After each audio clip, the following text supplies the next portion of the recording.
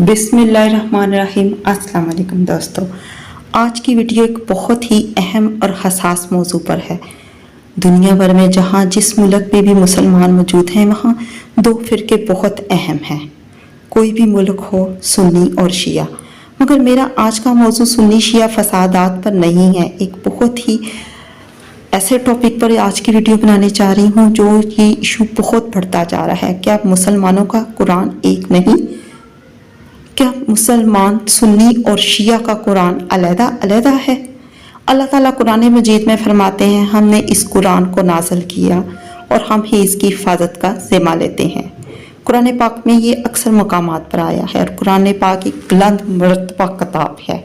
दुनिया में इसके साथ का कोई और किताब मौजूद नहीं। तो फिर दो कुरान का मतलब क्या हुआ? क्या खुदा नहाज़दा हम भी ईसाई और यहूदियों की तरह, जिस तरह उन्होंने इंजील और तौरात में तब्दीलियाँ की, इसका ये मतलब है?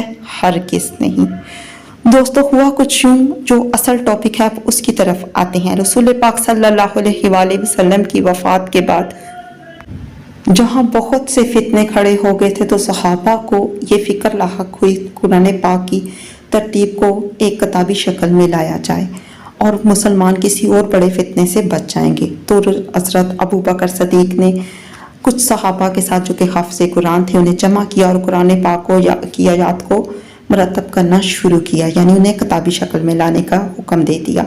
और बहुत से हाफ़िज़ कुरान जो सहाबा थे वो इस काम में लग गए।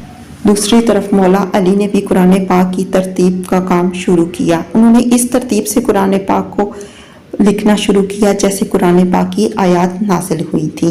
जैसे हम सब मुसलमान जानते हैं, कुरान पाक की पहली आयत जो वही रसूल पाक सल्लल्लाहु अलैहि वसल्लम पर नाजिल हुई वो थी इकरा बिस्मि रब्बिकल्लज़ी खलक। उन्होंने इस हिसाब से कुरान पाक को तरतीब देना शुरू किया और जो कुरान पाक की आखिरी आयत नाजिल हुई थी उस तरतीब पे उन्होंने ख़त्म किया। तो दोस्तों आते हैं अब दूसरी तरफ। जब इस कुरान पाक को की वो तरतीब को मुकम्मल कर चुके तो वो हज़रत अबू बकर की खिदमत में आए और उन्होंने ये कुरान पाक पेश किया। तो इस मौके पर हज़रत अबू बकर सदीक ने उन्हें बताया कि वो कुरान पाक को सहाबा की मदद से, हाफ़िज़ कुरान की मदद से काफ़ी तादाद में लिखवा कर उनकी कॉपियों को दूसरे शहरों और मुल्कों में रवाना कर चुके हैं।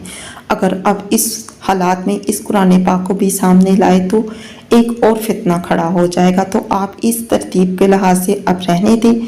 तो रसूल पाक के जो दामाद भी थे, चचाजाद भी थे, मौला अली ने हालात की नज़ाकत को समझते हुए उस कुरान को लेकर अपने घर की तरफ रवाना हो गए।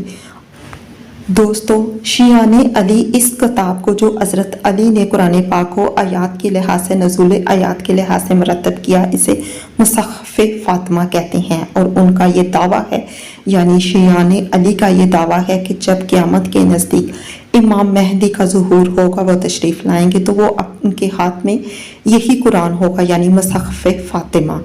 अब बाकी वल्ला आलम, अल्लाह ताला बेहतर जानता है इस बात में कितनी सदाकत है और अल्लाह ताला हमें सिरातुल मुस्तकीम पर चलने की तौफीक दे। दोस्तों, मैंने इन दोनों कुरान का मुतालिया किया है, हरफ ब हरफ एक है और आप इस फितने से बचें। अल्लाह पाक आपको दुनिया और आखिरत की तमाम भलाइयाँ अता फरमाए। वीडियो पसंद आई तो लाइक करें, शेयर करें।